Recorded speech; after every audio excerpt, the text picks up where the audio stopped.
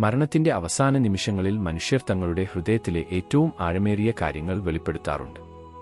മഹാത്മാഗാന്ധി വധിക്കപ്പെട്ടപ്പോൾ അവസാന വാക്കുകൾ ഹേ രാം യായിരുന്നു. മഹാഭാരതത്തിൽ ചക്രവ്യൂഹത്തിൽ കുടുങ്ങി മരണം ഉറപ്പായ അഭിമന്യു ധൈര്യം, വിശ്വസ്തത, ബലിദാനം എന്നിവയിൽ മാത്രം ഉറച്ചുനിന്നു. എന്നാൽ ശക്തിക്കും സുഖത്തിനും വേണ്ടി തന്റെ ആത്മാവിനെ വിറ്റ ഡോക്ടർ ഫോസ്റ്റസ് മരണത്തിന്റെ നിമിഷത്തിൽ ഭയഭീതനായി ഒന്നും തന്നെ രക്ഷിക്കാൻ കഴിയില്ലെന്ന് മനസ്സിലാക്കി.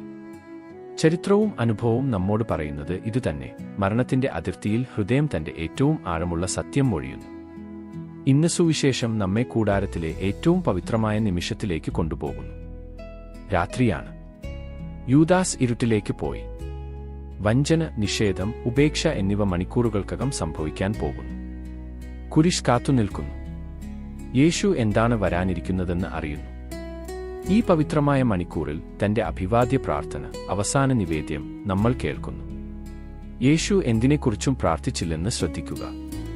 പിതാവേ, എന്നെ രക്ഷിക്കണമേ എന്ന് അവിടുന്ന് ചോദിച്ചില്ല. തന്റെ വേദനയെക്കുറിച്ച് പരാതിപ്പെട്ടില്ല. തന്റെ അത്ഭുതങ്ങളുടെ പട്ടികയോ ദൗത്യത്തിന്റെ പ്രതിരോധമോ നടത്തിയില്ല. ശത്രുക്കളെ ശപിച്ചില്ല. പകരം കുരിശിന്റെ നിഴൽ തന്നെ മൂടുമ്പോൾ യേശു നമ്മക്കുവേണ്ടി പ്രാർത്ഥിച്ചു. പിതാവേ, അവരെല്ലാവരും ഏകരായിരിക്കട്ടെ. പിതാവേ, നീ എന്നിലും ഞാൻ നിന്നിലും ഏകനായിരിക്കുന്നതുപോലെ. ലോകം വിശ്വസിക്കേണ്ടതിന് യോഹ 17:21. ഏകത. സമ്പത്തല്ല, ശക്തിയല്ല, വിജയമല്ല, ഏകത മാത്രം. യേശു തൃത്വത്തിന്റെ പൂർണ്ണമായ ഐക്യത്തെ പ്രതിഫലിപ്പിക്കുന്ന ഏകതയ്ക്കുവേണ്ടി പ്രാർത്ഥിക്കുന്നു. ദൈവത്തിന്റെ ജീവനിലും സ്നേഹത്തിലും പങ്കാളികളാകുന്ന ഏകത. വിഭജനം ആത്മാവിനെ നശിപ്പിക്കുമെന്ന് അവിടുന്ന് അറിയുന്നു. നമുക്ക് ചുറ്റും നോക്കൂ. കുടുംബങ്ങൾ തകർന്നു. വിവാഹങ്ങൾ മുറിവേറ്റു.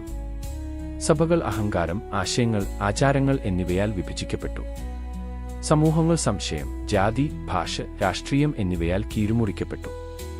ഡിജിറ്റലായി ഏറ്റവും കൂടുതൽ ബന്ധപ്പെട്ടിരിക്കുന്ന ലോകം ആത്മീയമായി ഏറ്റവും ഏകാന്തമായിരിക്കുന്നു.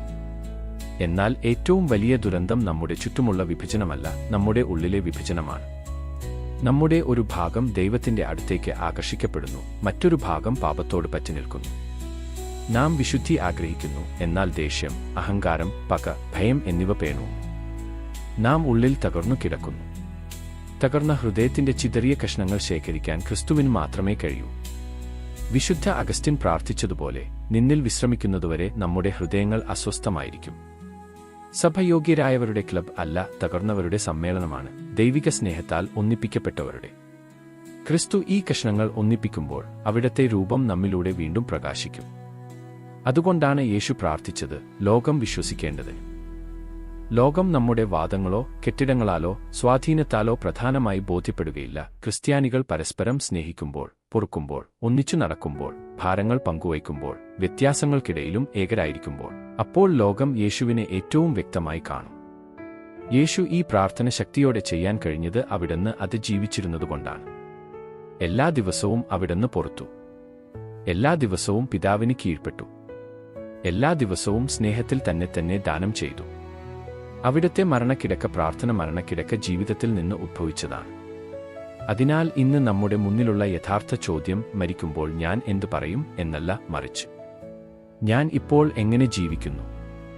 കാരണം ഇന്ന് നാം ജീവിക്കുന്ന ജീവിതമാണ് മരണത്തിന്റെ നിമിഷത്തിൽ നാം ശ്വസിക്കുന്ന പ്രാർത്ഥനയെ രൂപപ്പെടുത്തുന്നത്. നമുക്ക് പ്രാർത്ഥിക്കാം. കർത്താവേ യേശുവേ, കുരിശിലേക്ക് പോകുന്നതിന്റെ തലേന്ന് നീ ഞങ്ങൾക്കു വേണ്ടി പ്രാർത്ഥിച്ചു. എന്റെ ഹൃദയത്തിന്റെ ചിതറിയ കഷ്ണങ്ങൾ ശേഖരിക്കണമേ. എന്നിലെ വിഭജനങ്ങൾ സുഖപ്പെടുത്തണമേ. എന്റെ കുടുംബത്തിലെ വിഭജനങ്ങൾ സുഖപ്പെടുത്തണമേ. നിന്റെ സഭയിലെ ആചാരങ്ങൾ, സംസ്കാരങ്ങൾ, ഭാഷകൾ എന്നിവയിലുള്ള വിഭജനങ്ങൾ സുഖപ്പെടുത്തണമേ. മരണത്തിന്റെ നിമിഷത്തിൽ ഞാൻ ആഗ്രഹിക്കുന്ന ഏകത ഇപ്പോൾ തന്നെ ജീവിക്കാൻ എന്നെ പഠിപ്പിക്കണമേ. ഇപ്പോൾ പൊറുക്കാനും ബലിപീഠ സ്നേഹത്തോടെ സ്നേഹിക്കാനും കീഴ്പ്പെടാനും വിശ്വസിക്കാനും എന്നെ പഠിപ്പിക്കണമേ. നമ്മുടെ ദൃശ്യമായ സ്നേഹം ലോകത്തെ ബോധ്യപ്പെടുത്തട്ടെ, നീയാണ് പിതാവ് അയച്ചതെന്ന്. അവസാനം സ്നേഹം മാത്രമേ ശേഷിക്കൂ. ആമേൻ.